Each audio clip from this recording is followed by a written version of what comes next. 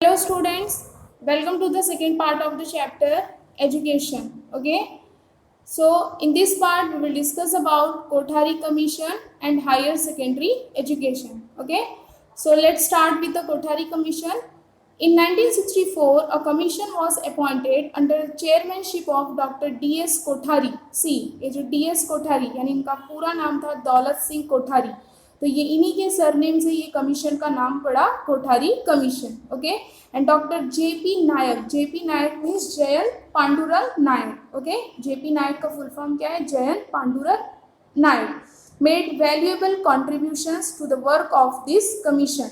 सी, जो ये कोठारी कमीशन है 1964 में ये कमीशन अपॉइंट किया गया. किसके चेयरमैनशिप के under? Doctor DS. Kothari means Daulat Singh Kothari and doctor JP. Naik means Jayant Pandurang Naik. लेकिन जयंत पांडुरंग नायक का जो है इस कमीशन में बहुत ही ज़्यादा यानी वैल्यूएबल कंट्रीब्यूशन रहा. ओके, इन्होंने ज़्यादा वर्क किया है. किसने? जे.पी. नायक ने. The commission also recommended the 10+2+3 pattern for secondary, higher secondary and university education. See, हमने जो फर्स्ट पार्ट में मुदालियर कमीशन देखा, तो मुदालियर कमीशन ने कौन सा एजुकेशन पैटर्न अडॉप्ट किया था? 11+4 ईयर्स और 11+1+3 ईयर्स.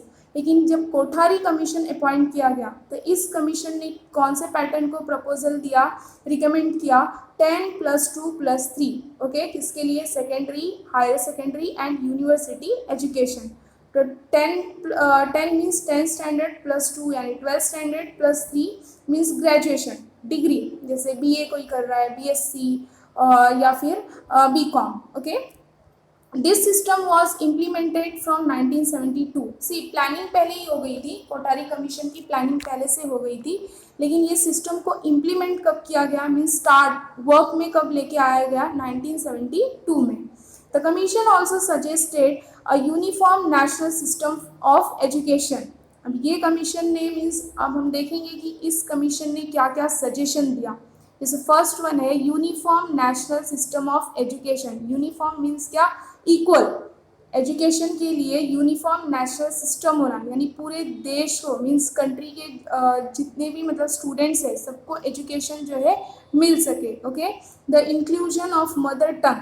हर एक स्टेट में हमने देखा है, जैसे एग्जाम्पल महाराष्ट्र, तो महाराष्ट्र में एक सब्जेक्ट है मराठी, तो ये मदर टंग हुआ. ठीक है, गुजरात का अगर देखेंगे तो वहाँ पे गुजराती है. वैसे ही अगर यूपी बिहार का देखेंगे तो वहाँ पे मदर टंग क्या माना जाता है? संस्कृत. ओके, तो ये कोठारी कमीशन ने इसको भी सजेस्ट किया कि सिलेबस में यानी करिकुलम में मदर टंग भी इंक्लूड होना चाहिए. Hindi and English in education means जो एजुकेशन है यानी कि जो सेकेंडरी, हायर सेकेंडरी या फिर यूनिवर्सिटी एजुकेशन है उसमें हिंदी और इंग्लिश वो भी कंपलसरी होना चाहिए. Language. Okay, as well as continuing education, ये भी होना चाहिए कि जो एजुकेशन हो सिस्टम बन रहा है या फिर एजुकेशन प्रोवाइड कर रहे हैं स्टूडेंट्स को वो कंटिन्यू होना चाहिए means regular. And adult education यानी जो बड़े हो चुके हैं, ठीक है, अडल्ट हो चुके हैं, उनको भी अगर कुछ आगे जो है प्रमोशन के लिए या फिर करियर बनाने के लिए अगर स्टडी करनी है तो उनको भी एजुकेशन प्रोवाइड करना. Next, education by correspondence and open universities to make education trickle down to the lowest rungs of the society. Rungs मतलब क्या होगा? रैंक्स. तो एजुकेशन जो है करस्पॉन्डेंस और ओपन यूनिवर्सिटी से भी एजुकेशन प्रोवाइड करना ताकि जो एजुकेशन है वो सोसाइटी के लोवेस्ट रैंक्स तक पहुंच सके. ओके, अब ओपन यूनिवर्सिटी क्या होता है? Open university is a university which offers open entry for admission. Open university क्यों कहा गया है? क्योंकि ओपन यूनिवर्सिटी कॉमन यूनिवर्सिटी जैसे कि हम देखते हैं Pune university, Maharashtra university. Okay, तो ये अलग होता है. लेकिन ओपन यूनिवर्सिटी का मतलब क्या होता है कि जो स्टूडेंट्स जो है रेगुलर कॉलेज या स्कूल नहीं जा पाते तो ये यूनिवर्सिटी उनको एडमिशन जो है ओपन एंट्री ऑफर करती है. ओके, एडमिशन के लिए ओपन एंट्री ऑफर करती है through distance and online learning programs. Okay, किसके थ्रू? डिस्टेंस और ऑनलाइन लर्निंग प्रोग्राम. तो उसको क्या कहा जाता है? Open universities. ओके, तो हमने देखा कि ये कमीशन यानी कोठारी कमीशन ने क्या क्या सजेस्ट किया? Uniform national system of education, the inclusion of the mother tongue यानी हर एक स्टेट में जो है मदर टंग इंक्लूड होना चाहिए. हिंदी एंड इंग्लिश एजुकेशन में जो है Hindi and English language compulsory, as well as continuing education means education regular होना चाहिए। अडल्ट के लिए भी education by correspondence and open universities, ताकि जो एजुकेशन है वो सोसाइटी के लोवेस्ट रैंक्स तक पहुंच सके। ओके, इट ऑल्सो रिकमेंडेड, अब हम देखेंगे कि कोठारी कमीशन ने और भी क्या रिकमेंड किया। Increased provisions in the government's budget for expenditure on education of neglected sections like the scheduled caste and tribes। See Kothari Commission ने और भी क्या प्रपोजल दिया कि गवर्नमेंट के जो खर्चे हैं, मीन गवर्नमेंट का जो बजट है जो वो एजुकेशन के ऊपर खर्चा कर रहा है, मीन्स हमारे कंट्री के एजुकेशन सिस्टम को डेवलप कर रहा है, उसको इम्प्रूव कर रहा है, तो उसके लिए एक्सपेंसेस लगते हैं, खर्चे लगते हैं, वो खर्चा कौन करता है? गवर्नमेंट। तो जिससे जो सोसाइटी में रहने वाले जो नेग्लेक्टेड सेक्शन के लोग होते हैं जैसे शेड्यूल्ड कास्ट एंड ट्राइब्स, उन तक जो है अपॉर्चुनिटीज़ नहीं पहुंच पाती है। तो ये कमीशन ने गवर्नमेंट को मतलब ये सजेशन दिया, प्रपोजल दिया कि गवर्नमेंट को अपना खर्चा जो है एजुकेशन पे जो वो खर्चा कर रही है, तो थोड़ा सा ध्यान जो है शेड्यूल्ड कास्ट और ट्राइब्स इन पे भी देना चाहिए। ओके, क्योंकि ये नेग्लेक्टेड सेक्शन के लोग हैं। तो अभी हम देख रहे हैं फिलहाल कि शेड्यूल कास्ट और ट्राइब्स जो एसटी एनटी या फिर एससी के जो स्टूडेंट्स होते हैं उनके लिए स्कूल्स में, कॉलेजेस में या फिर यूनिवर्सिटीज़ में रिज़र्व सीट्स होती है। ओके, और वो सीट्स सिर्फ किसके लिए होती है? एसटी एनटी के स्टूडेंट्स के लिए।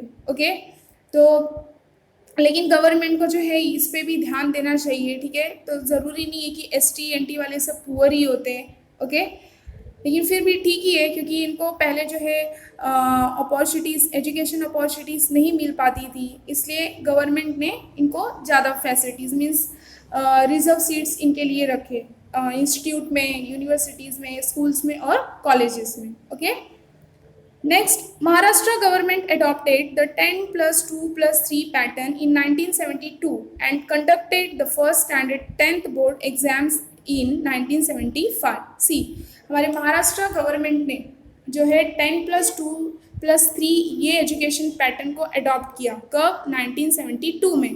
और सबसे फर्स्ट जो है फर्स्ट स्टैंडर्ड 10th बोर्ड कब कंडक्ट किया? 1975 में, यानी आफ्टर 3 years जब ये पैटर्न अडॉप्ट किया 10+2+3 तब वो 1972 में, और 3 साल के बाद आफ्टर 3 years 1975 में महाराष्ट्र बोर्ड ने, महाराष्ट्र गवर्नमेंट ने फर्स्ट स्टैंडर्ड 10th बोर्ड का एग्जाम कंडक्ट किया। ओके, नेक्स्ट हम देखेंगे कोठारी कमीशंस के ऑब्जेक्टिव्स ऑफ एजुकेशन, यानी कोठारी कमीशन का एजुकेशन फील्ड को लेके क्या क्या ऑब्जेक्टिव्स है।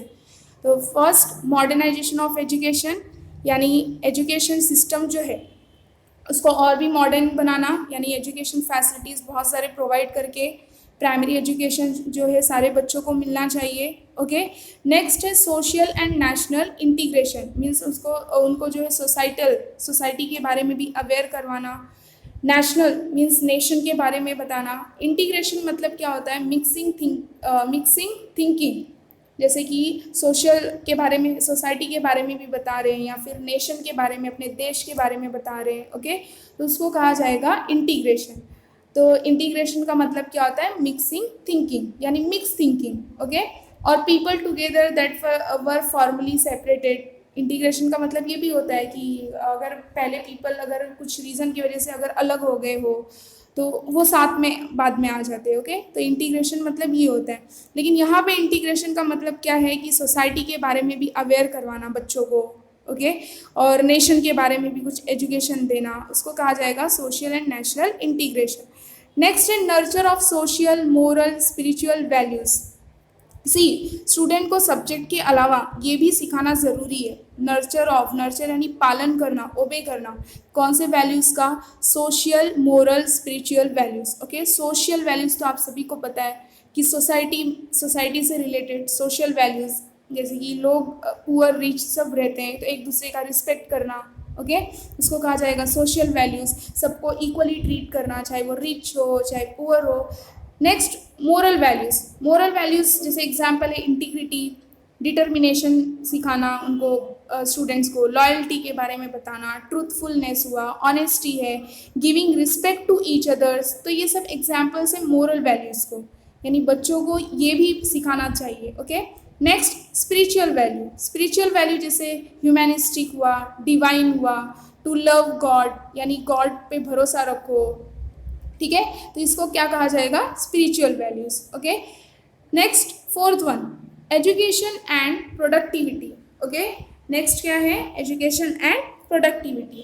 तो it develops educational productivity is the extent to which learning is increased while minimize cost.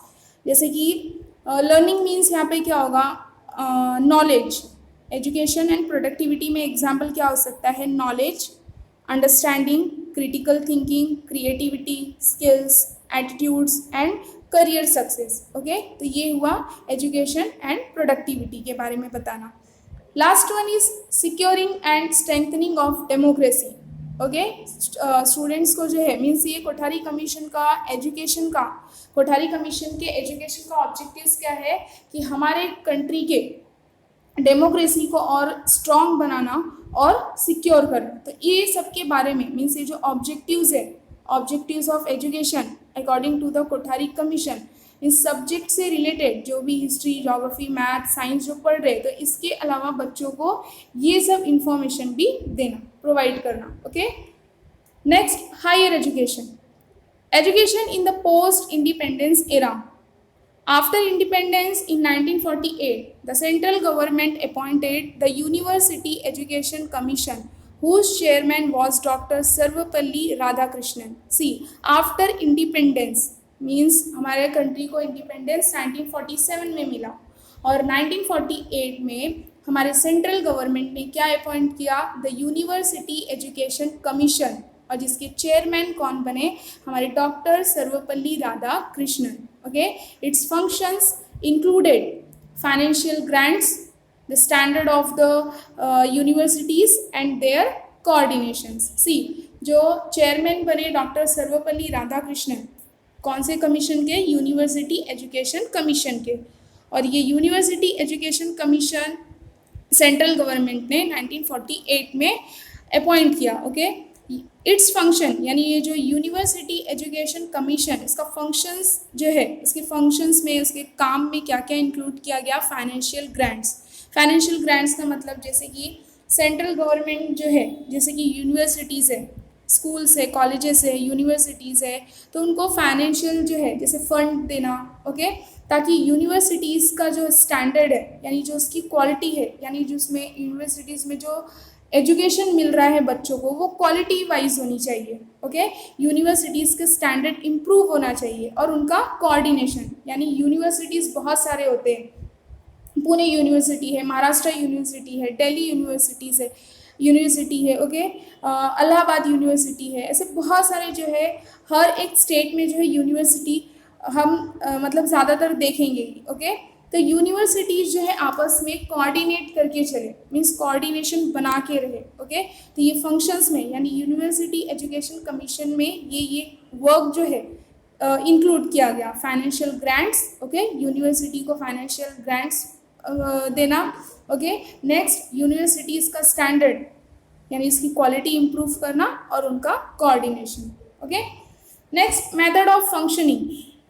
The commission accepted the 5-year plans method. ये जो कमीशन हमने देखा, यूनिवर्सिटी एजुकेशन कमीशन, ये कमीशन ने कौन सा प्लान जो है एक्सेप्ट किया, 5-year प्लान्स, यानी 5-5 साल का प्लान्स बनाना कि उस 5 years में एजुकेशन सिस्टम को कितना इम्प्रूव करेंगे, कितना डेवलप करेंगे। ओके, हमारे कंट्री के लिटरेसी लेवल को कितना इंक्रीज करेंगे। It began to sanction. Sanction का मतलब क्या होता है, मंजूरी देना। ओके, एंड डिसबर्स ग्रांट्स का मतलब क्या होता है यहाँ पे, जैसे कि गवर्नमेंट का फंड है। ओके, तो गवर्नमेंट अपने फंड में से जो है कुछ पैसे प्रोवाइड करती है। Okay, grants to universities means universities को इम्प्रूव करने के लिए, डेवलप करने के लिए पैसे लगते हैं। ओके, तो on behalf of the government यानी गवर्नमेंट के बिहाफ पे यूनिवर्सिटीज़ को ये डिसबर्स और सैंक्शन किसने प्रोवाइड किया, ये कमीशन ने। मीन्स गवर्नमेंट ने जो है ये हमने जो यूनिवर्सिटीज़ एजुकेशन कमीशन देखा जो अपॉइंट किया गया, तो गवर्नमेंट जो है इनको पैसे देती है, ओके, फाइनेंशियल हेल्प करती है। और ये जो है उसके बाद में ये कमीशन यूनिवर्सिटीज़ को सैंक्शन यानी मंजूरी देके और डिसबर्स ग्रांट्स यानी वो फंड्स यूनिवर्सिटीज़ में लगाते हैं ताकि यूनिवर्सिटीज़ जो है वो डेवलप हो सके और स्टूडेंट्स को ज़्यादा से ज़्यादा मीन्स क्वालिटेटिव एजुकेशन प्रोवाइड हो सके, okay. The commission undertakes planning of university education, coordination of syllabi means syllabus, giving primacy to national needs through education, and the planning and implementation of various schemes of higher education. See, ये जो commission है university education commission, इसने क्या क्या planning किया? Planning of university education की planning, coordination of syllabus means syllabus, coordination of syllabus का मतलब जैसे हर स्टेट का सिलेबस तो सेम तो नहीं होता है, ना ही कंट्री का सेम होता है, पर कुछ सिमिलैरिटीज़ होना, मतलब इतना ज़्यादा डिफरेंट नहीं होना, कुछ सिमिलैरिटीज़ होना, तो उसको क्या कहा जाएगा? Coordination of syllable, okay. Giving primacy का मतलब यहाँ पे क्या होगा? मोर इम्पॉर्टेंट, तो ज़्यादा से ज़्यादा किसको इम्पोर्टेंस देना? National needs through education, okay. And the planning and implementation of various schemes of higher education, और कमीशन ने बहुत सारे प्लानिंग किए, बहुत सारे जो है वेरियस स्कीम्स इम्प्लीमेंट किए हायर एजुकेशन के लिए। It has done valuable work in establishing university development councils, centres for advanced studies for post graduate education, establishing new universities. See, और ये कमीशन ने बहुत वैल्यूएबल वर्क भी किए, यूनिवर्सिटी डेवलपमेंट काउंसिल स्टैब्लिश करके, centres for advance studies means जैसे कि अगर किसी की डिग्री कंप्लीट हो गई, मीन्स उसका ग्रेजुएशन कंप्लीट हो गया, उसको आगे स्टडी करना है, पोस्ट ग्रेजुएशन करना है, तो उसके लिए जो है सेंटर्स स्टैब्लिश करके देना। और क्या दिया है? Establishing new universities. After the advent of television in India means हमारे कंट्री में जब टेलीविज़न लॉन्च हुआ, एडवेंट मतलब आना, ओके, जब लॉन्च हुआ, it initiated the country wide classroom programme which is telecast by Doordarshan on behalf of the commission. See, जो students जो है वर्क की वजह से रेगुलर स्कूल कॉलेजेस नहीं जा पाते थे, अभी भी नहीं जा पाते हैं, ठीक है। तो जब टेलीविज़न जो है हमारे कंट्री में, जब टेलीविज़न लॉन्च हुआ, जब आया, तो ये कमीशन ने दूरदर्शन, पहले तो दूरदर्शन ही चैनल था, जब टेलीविज़न आया था तो दूरदर्शन चैनल के थ्रू जो है कंट्री वाइड क्लासरूम प्रोग्राम भी टेलीकास्ट किया ताकि बच्चों को जो है एजुकेशन मिल सके, okay. Next, do you know the art department was established in 1965 in Maharashtra to frame the policy for art education and for its implementation by Institute of the Art. See, कुछ students को जो है drawing में, art में interest होता है, okay, तो art department भी जो है 1965 में स्टैब्लिश किया गया। कहाँ पे? महाराष्ट्र में। To frame the policy for art education for its implementation by institute of art.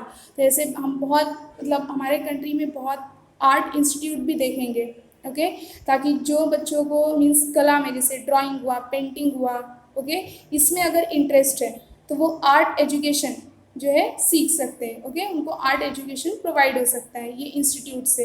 And this department undertook the responsibility of organizing the drawing grade examinations at school level. और ये जो डिपार्टमेंट है, यानी जो हमने देखा आर्ट एजुकेशन या फिर आर्ट डिपार्टमेंट, जो कि महाराष्ट्र में 1965 में स्टैब्लिश्ड हुआ, तो ये डिपार्टमेंट की रिस्पॉन्सिबिलिटी क्या है कि स्कूल लेवल पे ड्राइंग ग्रेड एग्जामिनेशन, यानी बच्चों के लिए जिसको आर्ट में, ड्राइंग में इंटरेस्ट है, तो उनका भी एग्जाम रखा जाए, ओके।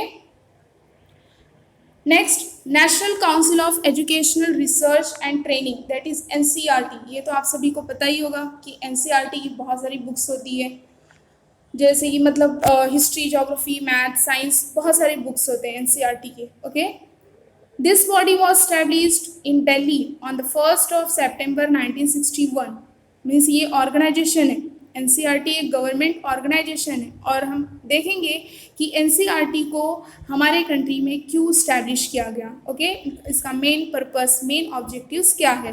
तो ये जो बॉडी यानी ये जो ऑर्गेनाइजेशन है स्टैब्लिश की गई थी दिल्ली में, कब? 1 सितंबर 1961 में। इसका मेन ऑब्जेक्टिव्स हम देखेंगे is to help the central government in the matters of school education in the context of a comprehensive policy and in implementing educational schemes। और ये एनसीईआरटी गवर्नमेंट ऑर्गेनाइजेशन के स्टैब्लिश करने के पीछे मेन ऑब्जेक्टिव क्या है? सेंट्रल गवर्नमेंट की help करना। सेंट्रल गवर्नमेंट की हेल्प जो है ये कैसे कर सकता है? In matters of school education, comprehensive policy, अगर सेंट्रल गवर्नमेंट कुछ पॉलिसी बना रही है एजुकेशन सिस्टम के लिए, उसको डेवलप करने के लिए, और थर्ड वन है एजुकेशनल स्कीम्स को इम्प्लीमेंट करने के लिए। तो ये सारा काम होता है सेंट्रल गवर्नमेंट का। लेकिन एनसीईआरटी को स्टैब्लिश किया गया ताकि ये सेंट्रल गवर्नमेंट की जो है हेल्प कर सके, इस एरियाज में हेल्प कर सके। Okay, the NCERT was given the responsibility of educational research and development, training, extension, educational programs, restructuring of school curriculum and textbooks। C NCERT के ऊपर कौन सी जिम्मेदारी, कौन सी रिस्पॉन्सिबिलिटी दी गई? एजुकेशनल रिसर्च की। जैसे कि वेरियस फील्ड में रिसर्च होता है, मेडिसिन है, साइंस है, मैथमेटिक्स है। ओके, तो वेरियस फील्ड्स में जो है रिसर्च होता है, तो एनसीईआरटी को ये रिस्पॉन्सिबिलिटी दी गई कि वो वेरियस फील्ड्स में जो है रिसर्च, एजुकेशनल रिसर्च कर सकता है। And development, okay, training. अब ट्रेनिंग जो है स्टूडेंट्स को भी ट्रेनिंग देना कि उनको कैसे लर्न करना है या फिर कैसे स्टडी करनी है। टीचर्स को भी ट्रेनिंग देना कि कैसे जो है टीचर्स बच्चों को पढ़ाए, स्टूडेंट्स को पढ़ाए, ताकि जो है बच्चे इंटरेस्ट ले। ओके, और उनको ज़्यादा से ज़्यादा नॉलेज प्रोवाइड हो सके। अब जैसे सिलेबस अगर चेंज हो जाता है, कभी सिलेबस अगर चेंज होता है तो उसके पहले जो है टीचर्स के लिए ट्रेनिंग रखी जाती है। सिलेबस जैसे चेंज हो रहा है तो उसके पहले जो है 1-2 महीने पहले टीचर्स के लिए ट्रेनिंग रखी जाती है। उस ट्रेनिंग में जो है उनको बताया जाता है कि हाँ ये सिलेबस चेंज हो रहा है, ये क्लास स्टैंडर्ड का सिलेबस चेंज हो रहा है, इसमें ऐसे ऐसे कुछ रूल्स आए हैं। ओके, जैसे लैंग्वेजेस में कुछ रूल्स, लेटर राइटिंग का कुछ रूल होगा। Okay, extension, educational programs, students के लिए एजुकेशनल प्रोग्राम्स रखना, जैसे सेमिनार हुआ, अगर उनको करियर गाइडेंस के बारे में बताना है तो सेमिनार कंडक्ट करना। Restructuring of school curriculum, school curriculum यानी स्कूल सिलेबस को रीस्ट्रक्चर करना, दोबारा बनाना। And text books, it has played a central role in designing school curricula and textbooks with the cooperation of the Central Board of Secondary Education, that is CBSE। और NCERT जो एक central role play करता है किसको? Text books और school करिकुला यानी school syllabus को design करने के लिए, मीन्स रीस्ट्रक्चर करने के लिए। किसके कोऑपरेशन के साथ? सीबीएसई यानी central board of secondary education. It provides guidance, means ये अगर देखा जाए तो महाराष्ट्र बोर्ड के लिए इतना नहीं, पर सीबीएसई बोर्ड के लिए बहुत ही यूजफुल है NCERT. Okay, and it provides guidance and cooperation in the area of primary and secondary education to the state governments. और ये गाइडेंस मीन्स एनसीईआरटी गाइडेंस और कोऑपरेशन कौन से एरिया में प्रोवाइड करता है? Primary and secondary education to the state governments. Okay, it has been involve in designing workbooks, और ये एनसीईआरटी इस वर्क में भी इन्वॉल्व है। क्या डिज़ाइन करता है? वर्कबुक्स, बच्चों के लिए वर्कबुक्स होते हैं जो handbooks for teachers, in teacher training means teachers को भी ट्रेनिंग देना। In developing teacher learning techniques means teacher को कैसे, कौन सा टेक्निक, कौन सा मेथड यूज़ करना है बच्चों को सिखाने के लिए।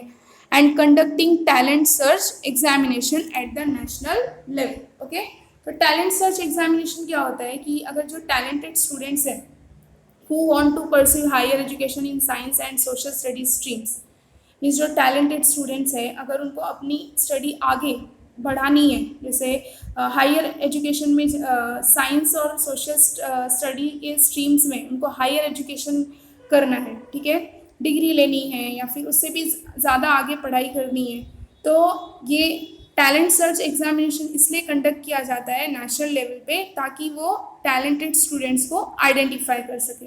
ओके, पहचान सके। Next, NCRTs were established in all states on the lines of the NCRT. See, NCRT जो है वो नेशनल लेवल पे होता है पूरे कंट्री के लिए. अब SCRTs क्या है, जो हर एक स्टेट में इस्टेब्लिश किया जाता है उसको कहा जाता है SCRT. Okay. The Maharashtra state council of educational research and training was established in Pune. जो Maharashtra state council of educational research और ट्रेनिंग है, जो जैसे कि हमने NCRT देखा, वैसे ये MSc-ERT है. Okay. MSc-ERT means Maharashtra state council of educational research and training. ये एस्टैब्लिश्ड किया गया पुणे में. This institute performs various functions such as improving the standard of primary education.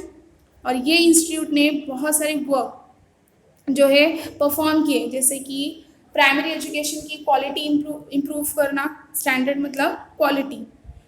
In service training of teachers means teachers को training provide करना. Training in the areas of syllabus and evaluation. कौन से areas में training देना, syllabus और evaluation. Okay. Vocational guidance for students after standard 10th and standard 12th exams and other educational functions. See, vocational guidance मैंने आप सभी को first part में बताया था, मीन्स करियर गाइडेंस देना. जैसे स्टैंडर्ड 10th और स्टैंडर्ड 12th के बाद स्टूडेंट्स जो है अपने करियर की तरफ फोकस करते हैं, कॉन्सेंट्रेट करते हैं, पर उनको ये नहीं पता होता कि उन्हें किस फील्ड में जाना है. ओके. तो ये NCRT जो है ये ऑर्गेनाइजेशन सेमिनार भी कंडक्ट करती है ताकि स्टूडेंट्स को मीन्स आफ्टर स्टैंडर्ड 10th और स्टैंडर्ड 12th एग्ज़ाम के बाद उनको वोकेशनल गाइडेंस भी प्रोवाइड हो सके. And this institute is known as the academic authority. इस इंस्टीट्यूट को क्या कहा जाता है, academic authority. It brings out a periodical called Jeevan Shikshan. ये जो NCRT है ये भी पीरियोडिकल्स मीन्स पब्लिश करती है. इसका नाम क्या है, जीवन शिक्षण. Next, do you know the Maharashtra state bureau of text book production and curriculum research, that is बाल भारती. बाल भारती आप सभी को पता होगा. Okay. was established in Pune on 27 January 1961. Maharashtra State Bureau of Textbook Production and Curriculum Research means Bal Bharati, okay, was established in Pune on 27 January 1967. Bal Bharati prepares text books for school children. Bal Bharati जो है school children के लिए text book prepare करती है. Text books are made in 8 languages. और वो text book 8 languages में होते हैं, namely Marathi, Hindi, English, Urdu, Kannada, Sindhi, Gujarati and Telugu. Okay. Kishore, a monthly magazine for children, is also published by Bal Bharati. तो बाल भारती जो है बच्चों के लिए टेक्स्ट बुक तो प्रिपेयर करती ही है, पब्लिश तो करती है, उसके साथ साथ बच्चों के लिए मंथली मैगजीन भी पब्लिश करती है. कौन सा, Kishore. Okay. Hope you understood this part also. Thank you for watching this video.